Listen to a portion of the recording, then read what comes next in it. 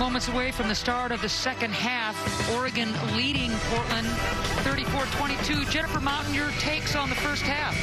Well, I don't think either coach would be probably, thrilled with the performance by their teams, but it's really going to be, it's turnovers. Portland had 12-8, and then shooting percentage for both teams. Portland ended up shooting 36%, which was, actually that second quarter, kind of the later part of that second quarter brought the percentage way up. They just weren't getting quality shots.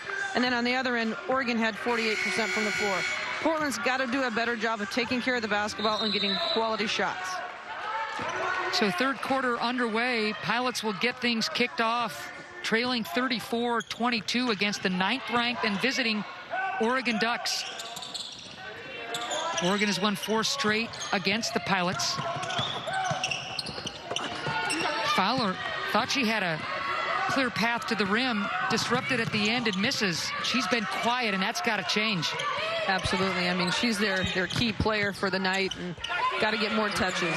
Nice job by Prince. Offense going through her as Boley cuts and gets the easy layup. 11 points now for Boley.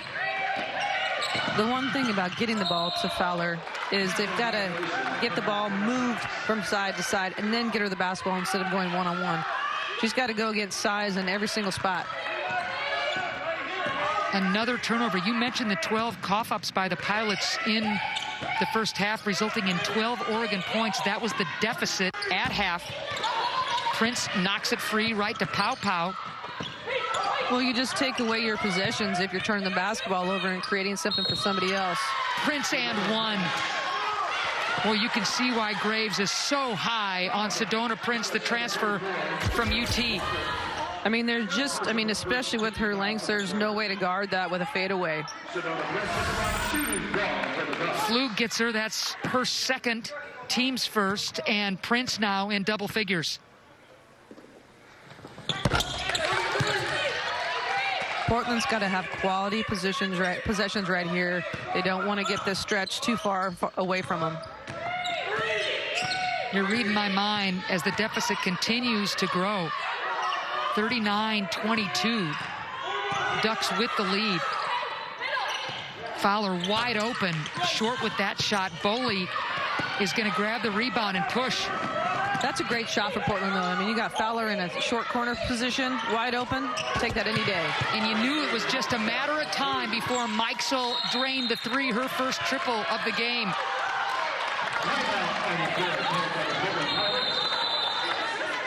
Mikesell wide open. She had 8 triples against Seattle the other day. Look at that. Short corner, wide open. You bet.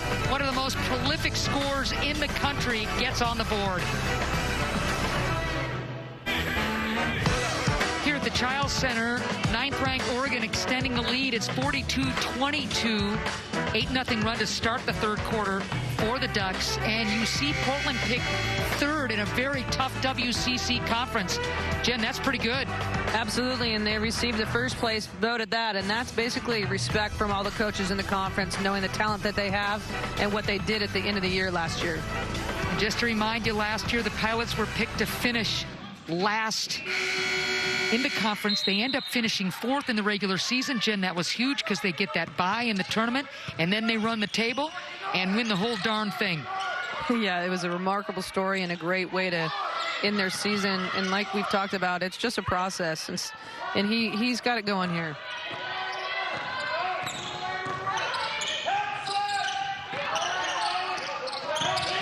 Pilots have been looking for a run ever since midway through the first quarter. Frawley way short with that. 1 on the shot clock. Fowler didn't know it. Frawley did not hit iron, and the shot clock violation will hurt the Pilots.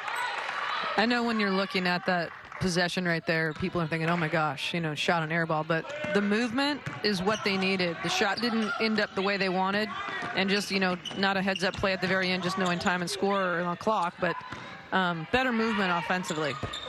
Chavez back rimming off. Nice board by Frawley.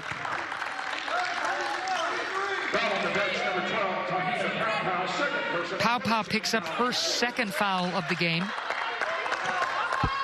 Team foul 1. Excuse me, Jen. No problem. Oregon's kind of picking up their pressure and kind of raising the level of the game here. Portland's got to respond offensively, being smart, and just continuing to be aggressive.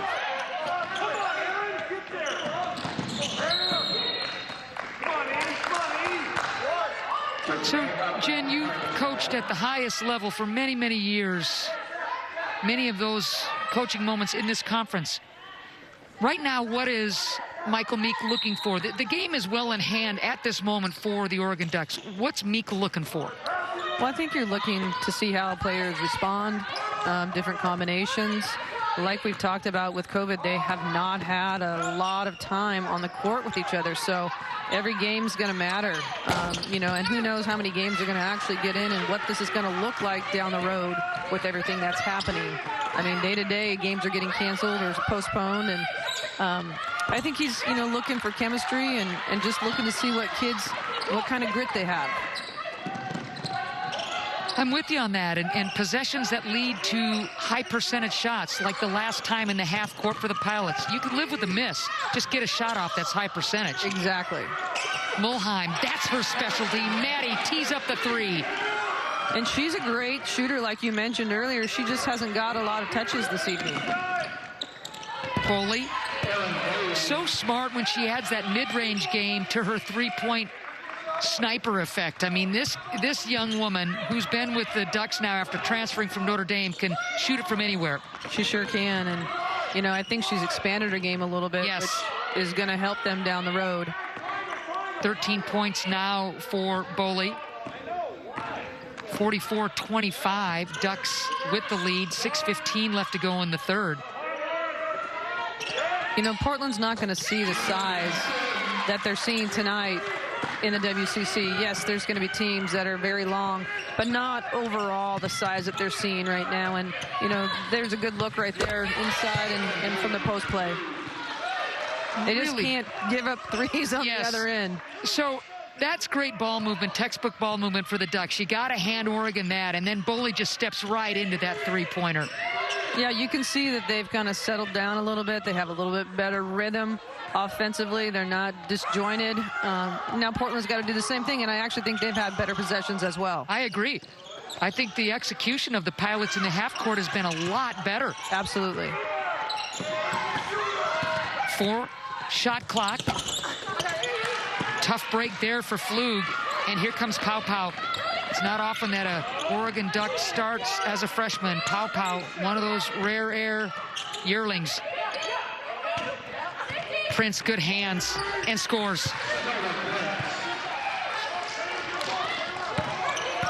She's just talented in and out. I mean, I can't imagine. I've never had a 6'7" kid that could do what she does. No kidding. 13.6 rebounds. Her footwork is really phenomenal. Yeah, she's just got a little swagger about her. She's very smooth and works hard to get position. And it's hard, once somebody's in there at that height, giving them good looks, that's high percentage.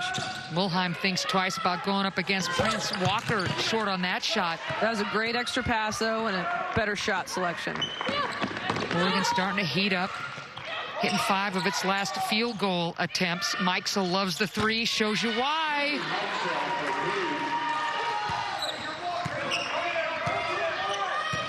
They just have so many weapons, if they keep going, and Portland's trying to slow them up, make them go faster. Went to a zone right there and just gave up the open 3. High percentage shot for Walker, trying to break into that 8-0 Oregon run. Walker really had an uncontested opportunity there, couldn't get it done. Couldn't get it down. 52-27. Mikesell with consecutive 3 balls as the Ducks continue to roll. 4:05 left to go in the third quarter. We'll be back with the rest of this frame. Center, 9th-ranked Oregon leading Portland 52-27. 4:05 left to go in the third quarter. Jennifer and I talked with Kelly Graves a little while ago and asked him, there are a lot of reasons why you want to come and play at the Child Center. One of his number 1 reasons was Meek. Absolutely. He knows what a great teacher he is, that he's a grinder. He's had success. I mean, Kelly's recruited his kids when he was in high school. So, he knows the kind of guy he is and what he's trying to do here. And, you know, when you've been part of a program in the past, there's always this little special moment, and I think he's really proud of what he's doing. It was great when, you know, Kelly basically said, this Meek he's a teacher, and he's been a teacher every step of the way. And Kelly has watched him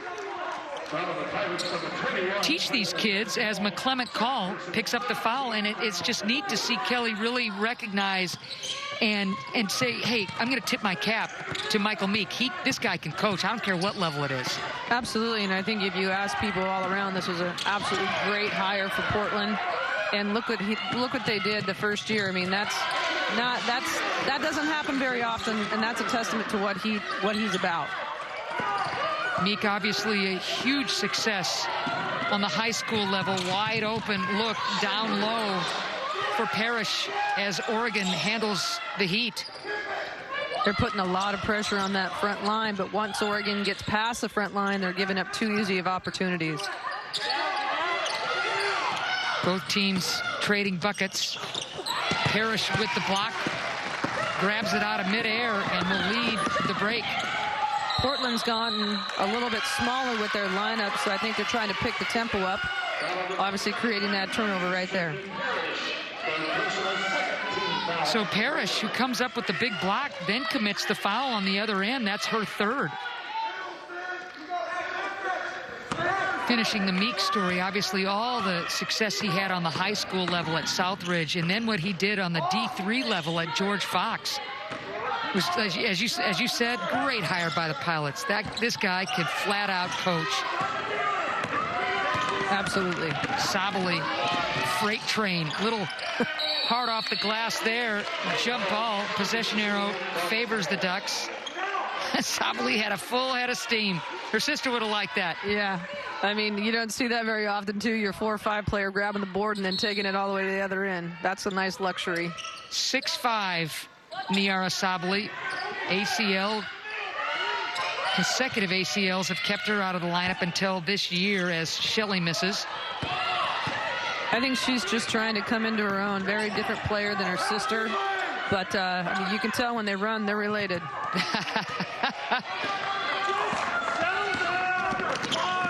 Mikesell, third straight triple. The second it leaves her hands, Jen.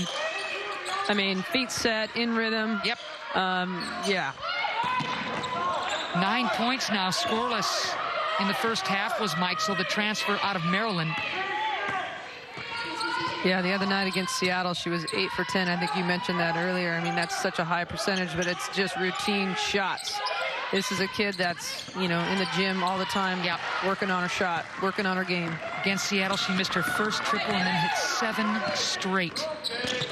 Now she goes all the way to the rack. Basket didn't want it. Sabally, you bet. The lead now balloons to 30 for the Oregon Ducks. $1:43 left to go. 15-2 run, Jennifer, for the visiting Oregon Ducks. That was a nice little take by Mikkel. You know, this is a point right now where he's trying to learn about his players, get more combinations in, getting them some experience. It's just, you know, right now, I mean, Oregon's on a tear offensively. I like what Portland's been doing on the offensive end compared to the first half. They just haven't hit a lot of shots. Mikesell with that foul, her first, team's third. I mean, tough luck there. Yeah, you don't see Fowler miss that very often. Fowler just hasn't been able to get untracked offensively. Ball bouncing around. She's having to go a little bit quicker than she's used to, and she's playing against a size that she's not used to. So Gorsman picks up her third, team's fourth. 20 seconds for the Ducks to play with. $1:19 left to go into third. Game comfortably in the hands of the Ducks. Poke checked away. Fowler looking for some help.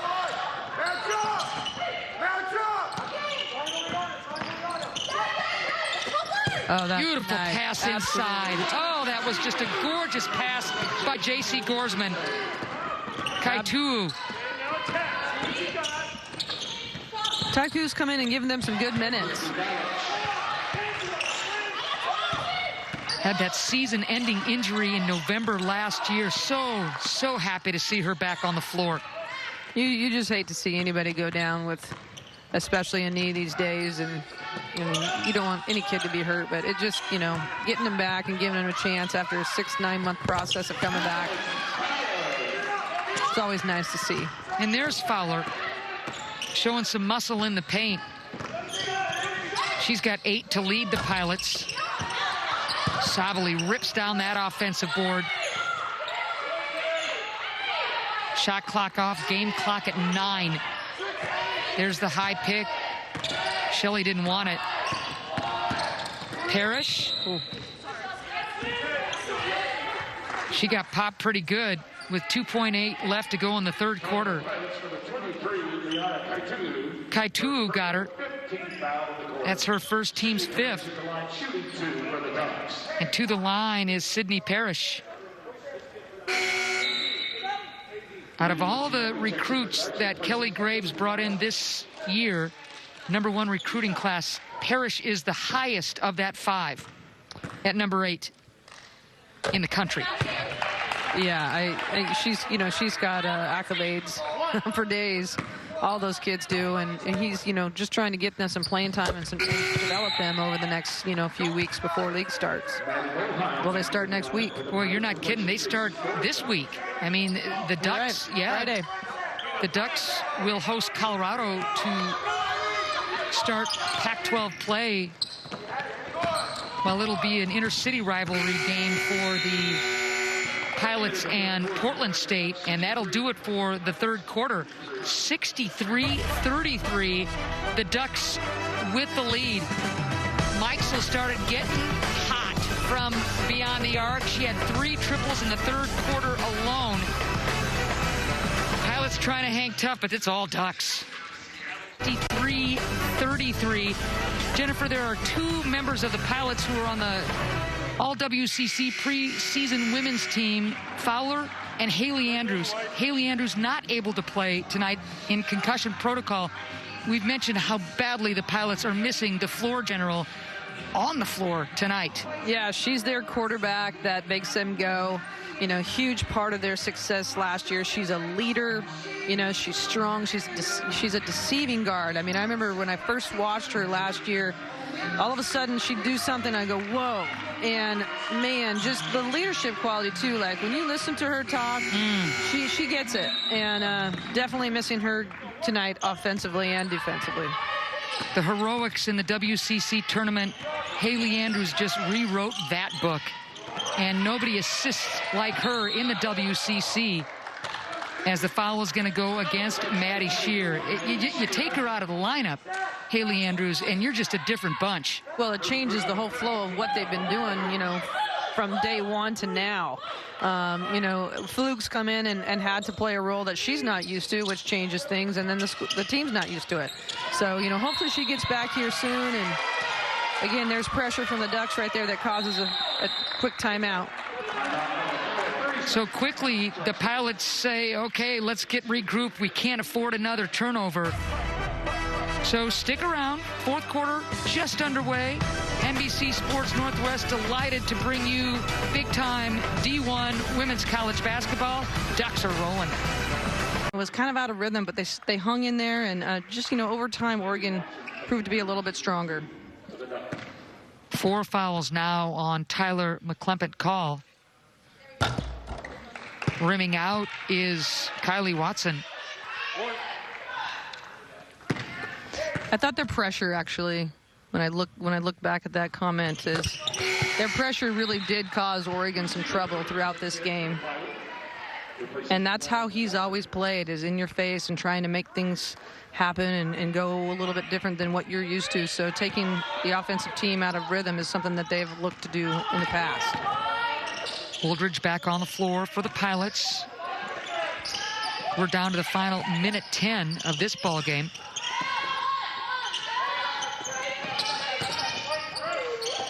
Meek passes up the 3.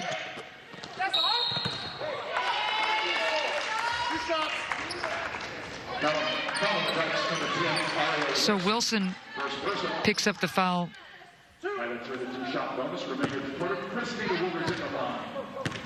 So Wooldridge back to the free throw line. She's got some length on her, too. Yep.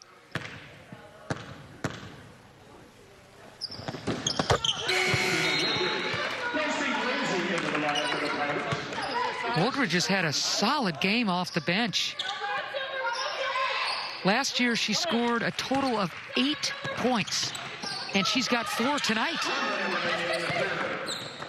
Gorsman. Oh, Look at that. Rebound right there. That's an athletic rebound. Wooldridge having herself a game. Well, that's what I'm saying right there. I mean, you look at the score and you never know how hard they're playing and putting pressure on Oregon. 6 points now for Wooldridge. Look at that. That's a great putback. Again, last year, 8 total points, and she's got 6 tonight. The senior out of California. That's a fun story, and she is going to remember tonight's game. This is against the 9th-ranked team in the country. She's scoring those points. Yep.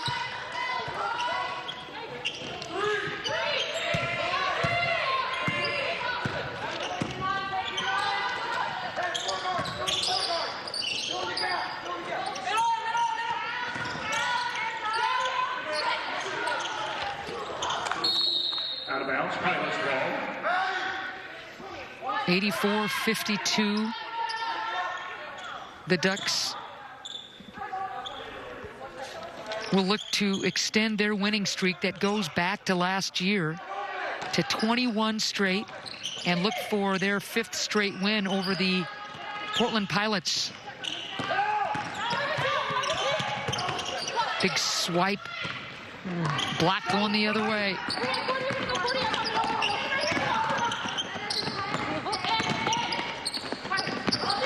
Wide open look for Shelley. Normally that's true. She's one of the best three-point shooters on this Duck club. Yep. And they're just going to pull it out. Yep. Final seconds will tick off. And the Oregon Ducks will secure the 85-52 win over the Portland Pilots.